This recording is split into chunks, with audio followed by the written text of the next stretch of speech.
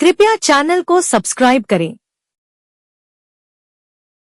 एक समय की बात है, एक छोटे से गांव में एक प्यारी सी लड़की रहती थी जिसका नाम राधा था।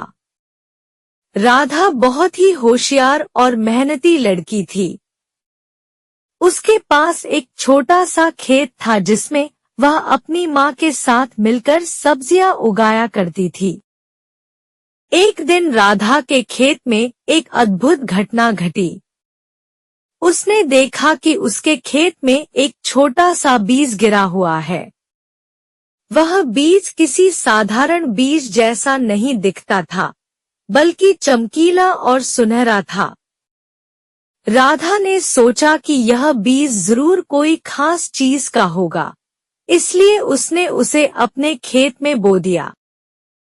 कुछ ही दिनों में उस बीज से एक छोटा सा पौधा निकल आया।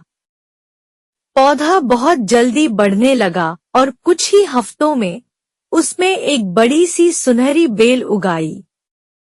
बेल पर बड़े बड़े चमकीले फल लगे थे। राधा ने सोचा कि इन फलों को बेचकर वह अच्छा पैसा कमा सकती है और अपनी माँ की मदद कर सकती है। राधा ने एक फल तोड़ा और उसे बाजार में बेचने के लिए ले गई। जब वह बाजार पहुंची, तो सभी लोग उस फल को देखकर हैरान रह गए। किसी ने भी ऐसा चमकीला और सुंदर फल नहीं देखा था।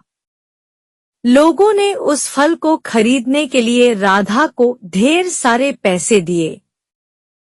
राधा बहुत खुश हुई और उन पैसों से उसने अपनी माँ के लिए नए कपड़े और घर के लिए जरूरी सामान खरीदे।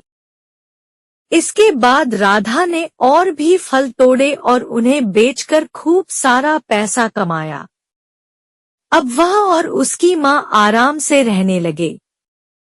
राधा ने अपने गांव के बच्चों को भी उस बेल के फलों की कहानी सुनाई और उन्हें सिखाया कि मेहनत और ईमानदारी से किया गया काम हमेशा फल देता है।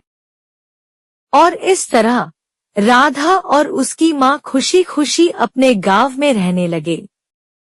वह बेल अब भी उनके खेत में लगी थी और हर साल सुनहरे फल देती थी।